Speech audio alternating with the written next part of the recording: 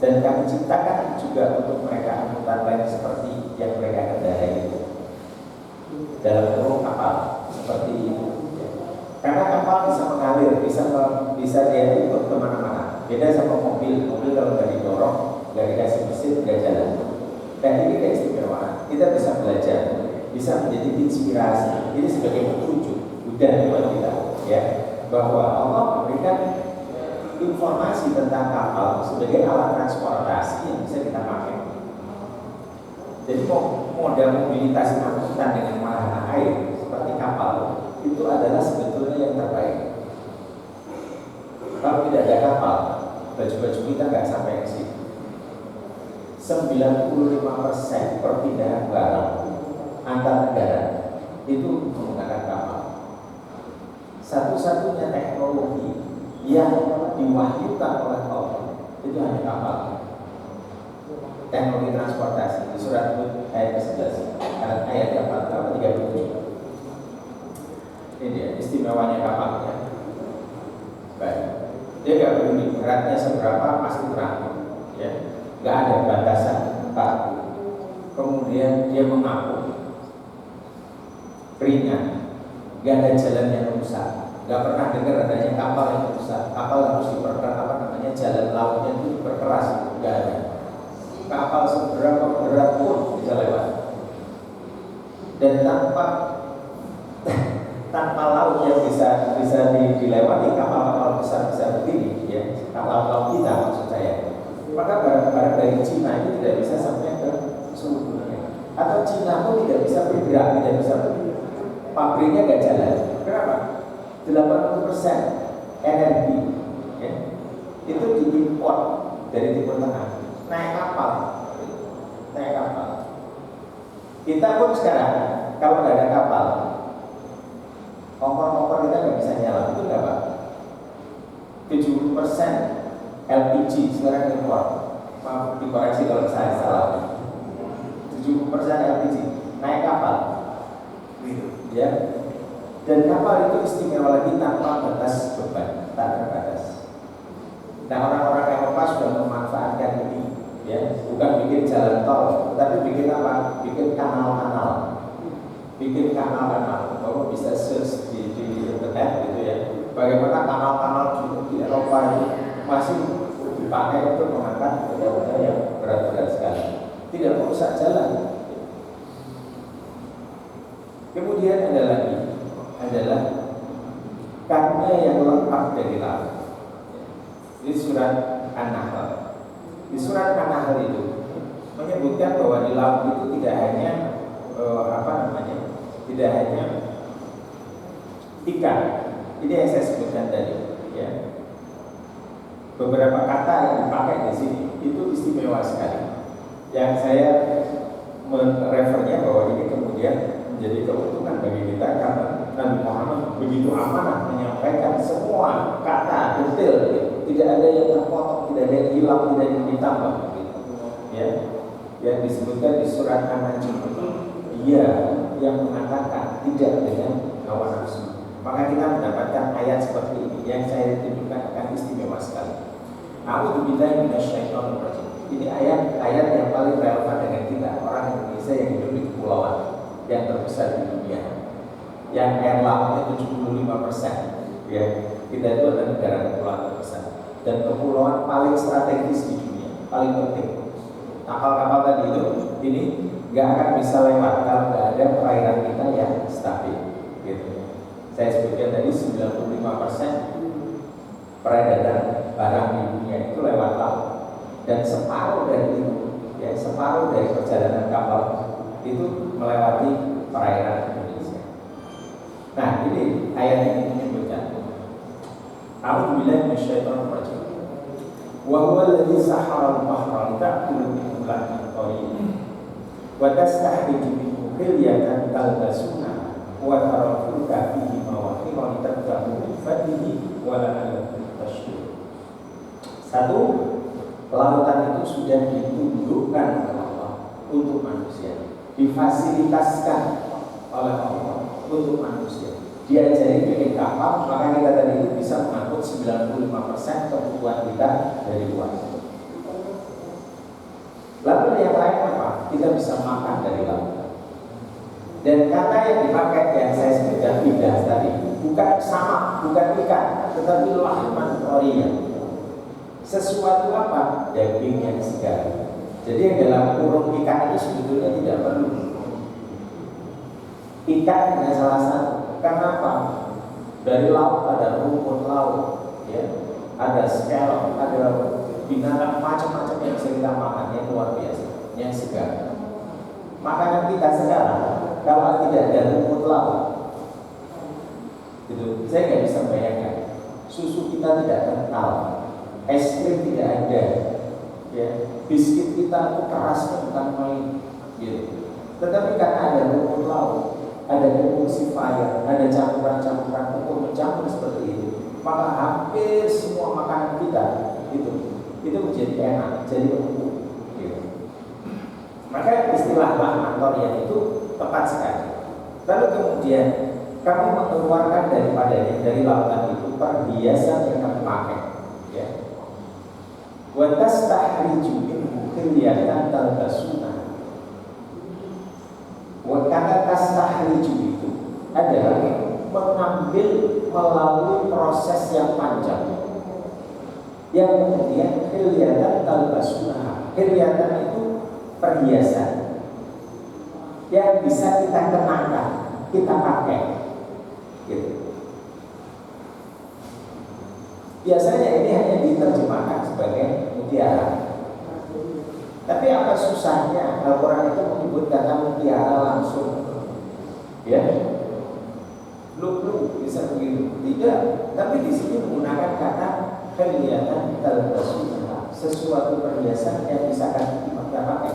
Dan itu diawali dengan kata wa tastahriju minhu, sesuatu yang diambil prosesnya panjang dari laut, ya, dari laut. Apa misalnya yang bisa menghiasi kita yang berasal dari laut?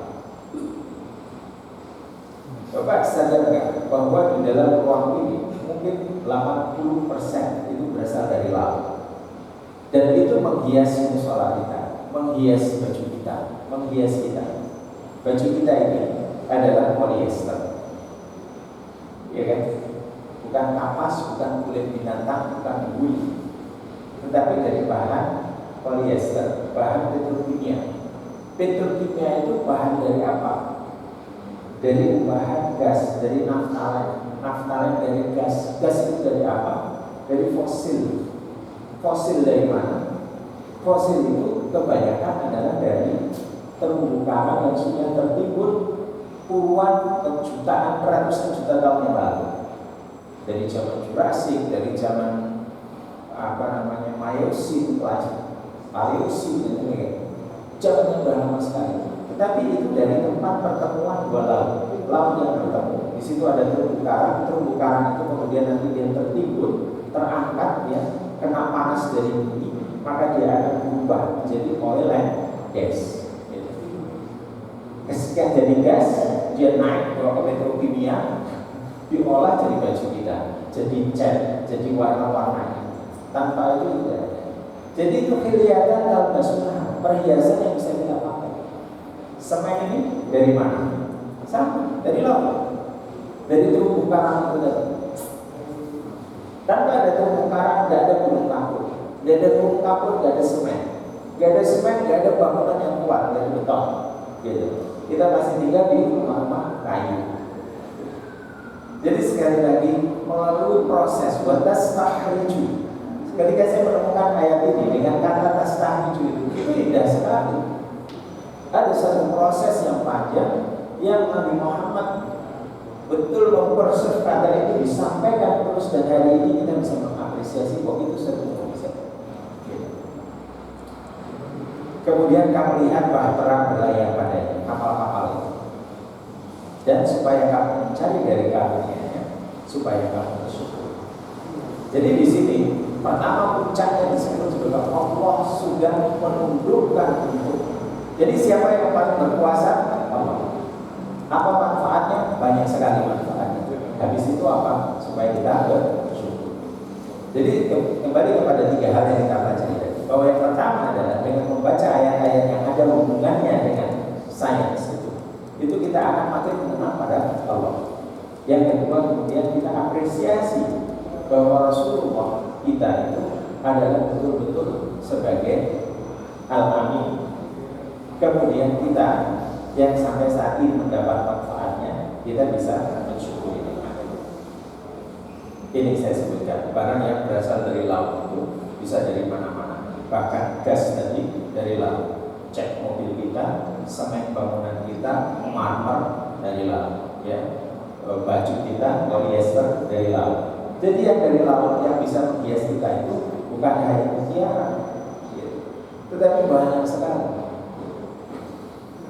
Dan di dalam surat Al-Isra kita juga diminta untuk mengambil karunia di laut, mencari karunia Allah yang disebarkan di laut. Yang mana yang tadi penjelasannya ada makanan, ada perhiasan, ada pakaian, ada sesuatu yang kita pakai, kemudian ada alat mobilitas dan sebagainya. Baik. Energi potensial gravitasi. Dalam Al-Quran itu disebutkan di surat Yasin, ya, bagaimana? Jadi Bapak-bapak sudah hafal ya tentang matahari yang berjalan di tempat berjalannya. Apakah begitu dari barat, dari timur ke barat? Itu bukan. Matahari punya lintasannya sendiri di dalam jagat raya, di dalam galaksi. Matahari juga mengelilingi sesuatu di sana.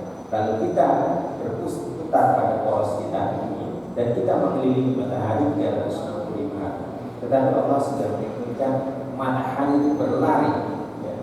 Wasam sudah jadi itu bukan hanya bergerak, dia bergerak dengan cepat, kayak seperti aliran arus tadi. Jadi mustaqbal berlari. Dan dikatakan Aziz Alim. Jadi itu yang menentukan adalah siapa. Nah ini lagi saya sebutkan, Allah itu memperkenalkan dirinya dengan sesuatu karyanya. Iya kan? Yang kita memperkenalkan diri kita memperkenalkan dengan karya. Nah ini matahari itu bergerak. Tadi laut kita tentukan. Sekarang matahari bergerak dengan cepat. Oleh siapa? Oleh Allah yang Aziz, yang perkasa, gitu. Lalu alim, ya. Dan maha mengetahui. Sampai ke detail-detailnya. Nanti kalau misalnya satu saat kita cerita fisika, itu orang menemukan konstanta dalam fisika yang aneh sekali, yang disebut kosmologi konstan misalnya. Ya. Itu saya tadi sampai bingung, kenapa angkanya seperti ini? 0,0000128 baru 2. Kalau nggak ini dipakai rumusnya, konstantanya itu persamaannya kacau. Ya, jadi Allah menggunakan kodar menentukan itu ukuran-ukuran. Jadi paham. Dan kami tetapkan peredaran bulan sehingga ketika ia sampai ke tempat peredaran kembalilah dia seperti bentukan. Dia punya manjilan-manjilan. Apa gunanya? Oke, untuk mengetahui waktu kita bisa tahu. Tapi saya melihat di sini Allah memperkenalkan dirinya dengan Azizul Alim, artinya yang maha perkasa. Ketika Allah yang maha perkasa itu mempergerakkan suatu benda-benda angkasa, maka di situ ada energi luar biasa yang bisa kita minta. Kita tidak lepas dari matahari. Bumi itu tetap aja setia begitu. Bulan juga tetap setia begitu. Ya kan? Kalau nggak ada bulan yang mengelilingi begitu kita, kacau nggak? Kacau, air laut nggak bergerak. Karena putar begini, bulan begini, ada ombak, ada gaya tarik, ada gravitasi. Di surat Al-Fitar dan Takwil juga disebutkan, ketika matahari dikecilkan volumenya, istilahnya diremas, maka air laut akan naik. Artinya apa? Air laut dipengaruhi oleh benda-benda angkasa. Naiknya akan lebih luar biasa lagi apa? Ketika langit dibuka. Idza sama fatarah. Ketika sama langit dibuka, dibelah, maka air laut itu bukan hanya naik, air laut itu akan loncat, muncrat. Dan bukan cuma air laut, kubur-kubur juga terbongkar. Jadi ketika menggambarkan akhir kiamat itu menjadi clue kita, menjadi kunci buat kita sekarang. Kita bisa melihat bahwa sesuatu yang ada di bumi ini tidak bisa berdiri sendiri tanpa dipengaruhi oleh gaya gravitasi, oleh benda-benda yang ada di atas. Pergantian siang dan malam artinya ada apa? Ada sesuatu yang berfluktuasi, ada sesuatu yang melakukan siklus, dan siklus itu artinya bumi itu berrotasi. Banyak sekali di dalam Al-Quran disebutkan tentang pergantian malam dan siang. Ya. Ini yang paling populer, surat Al-Imran 190. Tetapi ada lagi yang menggunakan istilah yang menarik di surat Fatir. Surat Fatir ayat yang ke-13. Yulijul laila fil nahari wa yulijul nahara fil lail. Jadi malam dimasukkan ke dalam siang dan siang dimasukkan ke dalam malam. Apa itu artinya? Dia bukan sekedar berganti, tapi bisa dimasukkan begitu. Itu artinya nanti itu bahwa apa namanya? Sekarang ini batas siang dan malam itu paling gampang buat kita yang selalu tinggal di bawah katulistiwa. Sekitar jam 6 kan. Jam 6 pagi jadi terang, jam 6 sore dari terang menjadi gelap. Tapi coba kita pindah ke hemisfer utara, ke Norwegia, ya. Maka apa? Siang dimasukkan ke dalam malam. Jam 9 malam nih sekarang, tapi masih terang. Sebaliknya, pagi begitu kan? Kalau di tempat lain ini harusnya belum pagi, ya. Kalau misalnya sudah sama, jam 4 pagi sudah terang benderang. Artinya siang dimasukkan ke dalam malam.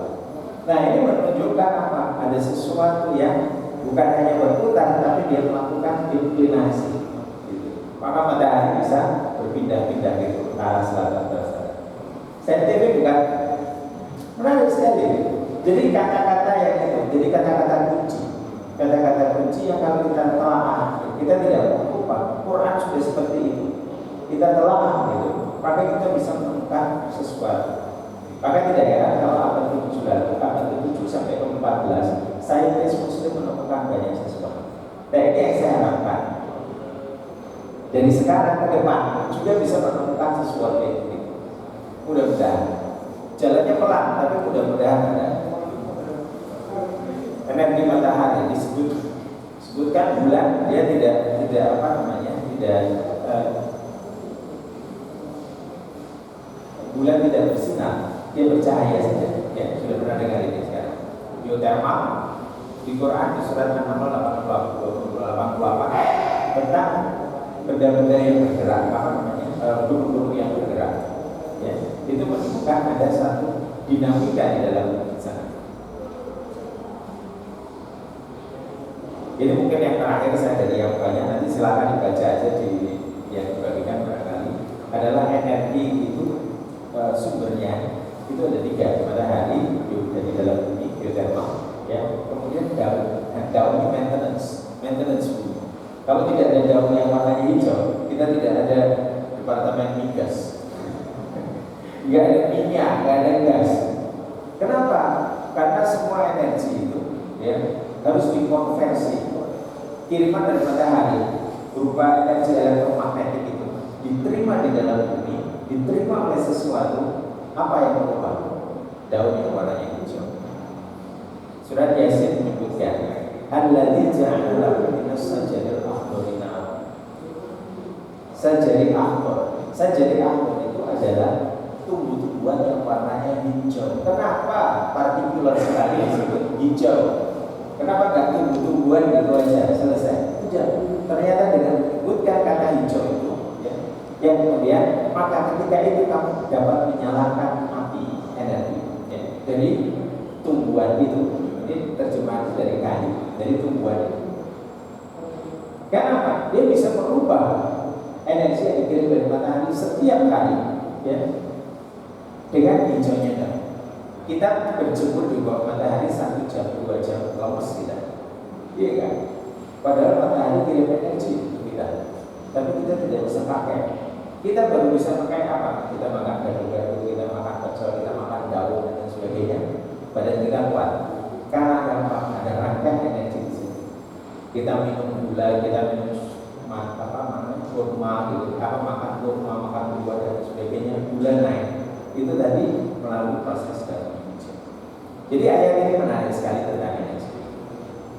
Baik, cerita ini panjang sekali sebetulnya, tumbuhan hijau ya. Ada tentang perubahan dari energi yang bisa diubah menjadi rangkaian panjang yang akhirnya nanti masuk ke fosil ya. Dan ke fosil itu disimpan untuk waktu jutaan tahun, lalu kita ambil, kita gali, kita sedot jadi bensin, jadi minyak kita pakai hari ini. Mulainya daun hijau. Kalau nggak ada daun hijau nggak ada. Mungkin waktunya itu dulu Pak. Saya kira itu yang bisa saya sampaikan. Insya Allah yang sedikit ini akan ada manfaatnya paling tidak membuka wawasan kita di bulan Ramadan ini, bahwa di dalam Al-Quran kita itu juga menyangkut hal-hal yang saintifik, dan itu bukan hanya untuk bermanfaat, tetapi akan menambah makin tingginya keimanan kita kepada Allah, keimanan kita kepada Rasulullah SAW. Billahi taufiq wal hidayah. Assalamualaikum warahmatullahi wabarakatuh. Baik, alhamdulillah sangat menarik sekali tentang biasain untuk kemaslahatan umat ini, dan jadi kita tahu bahwa semuanya kurang lebih bersumber dari laut. Begitu pada para jemaah, silakan bila mana ada yang menambahkan atau bertanya terkait biasain ini. Dan ini juga alhamdulillah ada korelasi dengan kerjaan bapak-bapak ya, bapak ibu jemaah sekalian tentang biasain. Dipersilakan. Atau yang ada di Zoom, silakan bila mana ada yang bertanya bisa via chat atau langsung bertanya. Dan untuk materi kajian ini insya Allah kami share di WA Group Jemaah Al-Ikhlas, berikut juga WA Group Babin Rohis.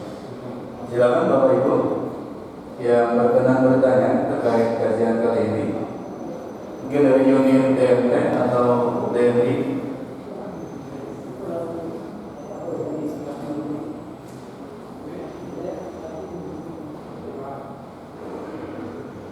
Ada? Silakan yang bertanya.